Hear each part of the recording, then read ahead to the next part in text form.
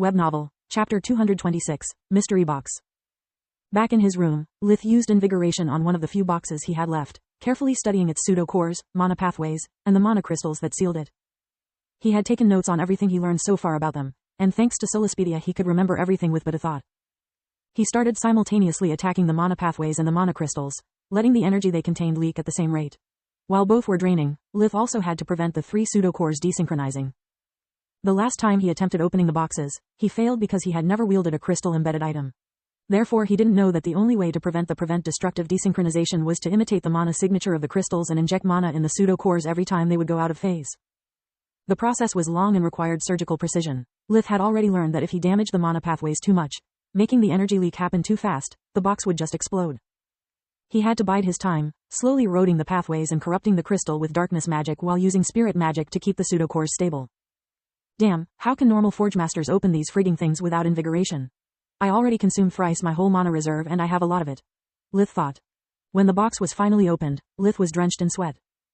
Don't push yourself so hard, you have yet to recover completely. Remember there's only so much invigoration can do until you are back to your peak condition. Solis was still worried about him.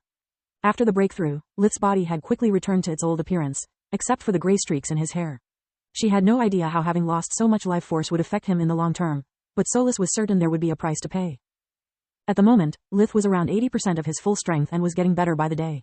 Yet because of his injuries, using his full focus would make Lith tire faster than usual and invigoration could only restore his mana up to his current limit. Lith nodded. He couldn't wait to take a hot bath and relax. A long time had passed since he had a vision of the future. He had yet to understand if the boxes still held any significance. He pressed the blue crystal in the center of the briefcase-looking box and watched it unfold. The box grew bigger and bigger until it became the size and shape of a huge wardrobe. When Lith opened it, he remained flabbergasted. Inside there was the closest thing to an Earth-portable chemical lab he had ever seen. To make things even weirder, it seemed to be completely automated.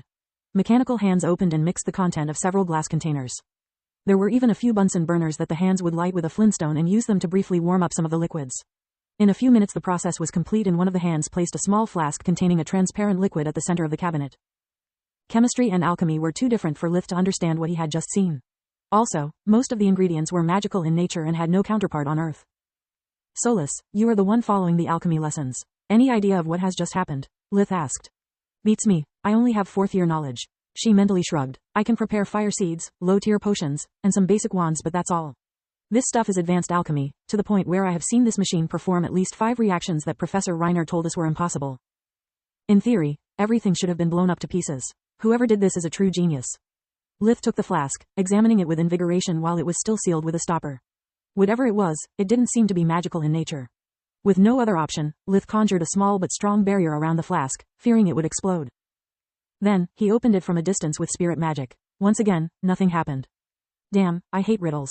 Couldn't they add a warning label or an instruction manual? There is only one way to understand what the heck this is. Lith removed the stopper, taking a single droplet of the silver liquid it contained with water magic and put it on his own tongue. It was tasteless and odorless too, making it impossible to understand its nature with an external examination. Lith was forced to swallow it and keep an eye on it with invigoration. Everything that followed didn't make sense to him. The droplet didn't disperse nor did it mix with his saliva. It went straight for his stomach, remaining unaffected by the acids. Then it entered the bloodstream via his intestine and then spread out evenly through all of his body.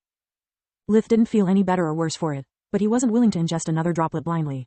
He used invigoration to cleanse it from his system, instantly recognizing the unpleasant feeling that followed. The liquid was resisting his efforts, nullifying part of the mana he employed as soon as they made contact. Yet he had cleansed so much of that toxin that the procedure was second nature to him, easily purging it out of his body. F***C came sideways. This is the anti-magic parasite toxin, in an even more powerful and effective form at that. Why the heck did they send it to the White Griffin Academy? Poisoning someone with this thing makes no sense. As soon as a mage loses their powers, the scheme would be revealed. Killing someone with this stuff takes weeks. Also, why send all this terrible contraption? Why didn't they just give their accomplices the flask? Lith received the answer to his question a few minutes later, while he was still remembering the details about his vision. Both the droplet he had extracted from his body and the liquid in the flask became cloudy before turning into a fine dust. That's some first-rate paranoia, Solis blurted out. That's why, once the stopper is removed, the toxin must be used quickly or it self-destructs, leaving no proof behind. Still, it doesn't make sense. You, Marth, Manoer, there are a lot of people in the White Griffin that would immediately recognize it. What's the point of making the students or the professor lose their powers? Maybe they were planning to use the toxin to make them helpless during an assault? Lith realized how idiotic the idea was as soon as he thought it out loud. Even without their magic, the professors could still rely on the arrays. Fueled by the power core, they were the Academy's greatest weapon in defense at the same time. Also, even if completely powerless, Linhos could still use the communication amulet and the warp gate in his office to call for help. Lith searched the rest of the cabinet for clues.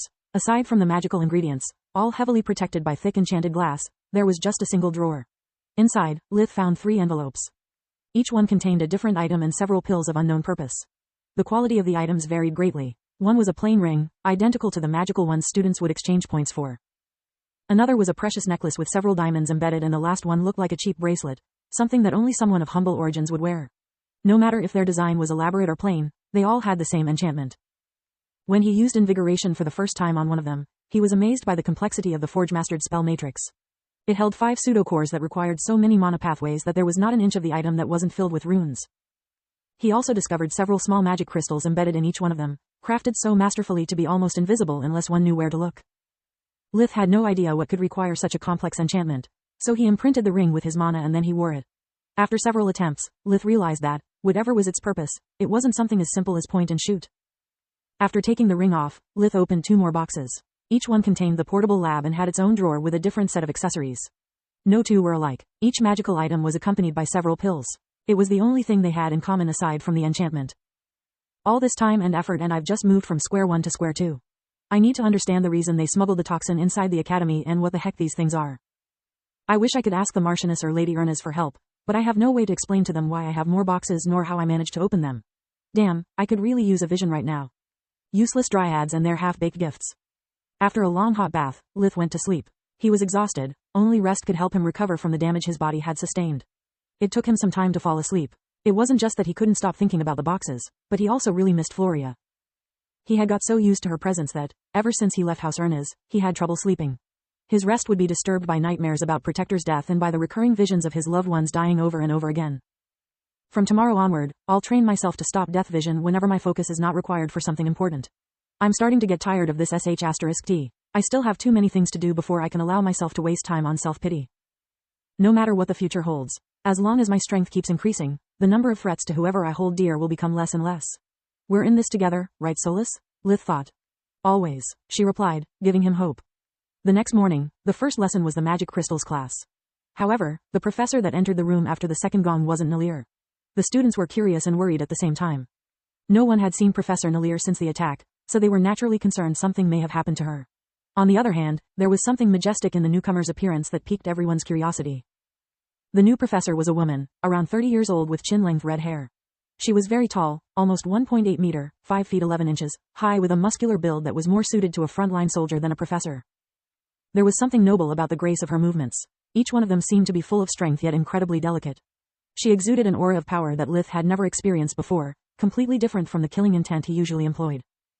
He felt like he was staring to a natural-born leader, someone that people would gladly give their life for, even if they had only known her for a few hours. They were polar opposites. If she was the sun, then he was the moon. Good morning, students. I'm Professor Amila Farg. I will replace Professor Nalir until she makes a full recovery. During the 3 days of siege, she was tainted by a Valor's life force while attempting to protect you. She didn't receive proper care until the undead was disposed of, so she fell into a coma and has yet to recover. Many students became pale while remembering that night, Lith included. Don't worry, the worst is over. Her condition is stable and slowly improving. If she has managed to survive until now, I'm sure she will overcome the hurdle and awaken soon. Very few among those tainted manage to survive. She is one of the lucky ones. She looked for a moment at Lith's group and many students did the same. Uriel's and Floria's miraculous survival was a well-known fact, so they couldn't help but wonder how they managed to come out unscathed. Farg tried not to stare for too long at Lith. Professor Farg was actually a member of the Queen's Corps, the secret unit of awakened ones at the service of the Crown. Tiras had sent her to keep an eye on the hybrid and make sure he wasn't a threat. Her orders were clear. Observe him without interfering and kill him at the first sign of danger. Today's lesson is a little special. It's something that you were supposed to learn during your trip to the mines, but I doubt any of you want to go back to the mining town again. Hence, the headmaster was kind enough to reinforce the protections of the classroom and transport high-tier crystals here. She clapped her hands, making a mana blade required for crystal smithing and a deep blue crystal the size of a coconut appear on each student's desk. Before we start, I want to warn each one of you of the risks this exercise involves. The array surrounding the class will keep you perfectly safe, but the same cannot be said for your academic career.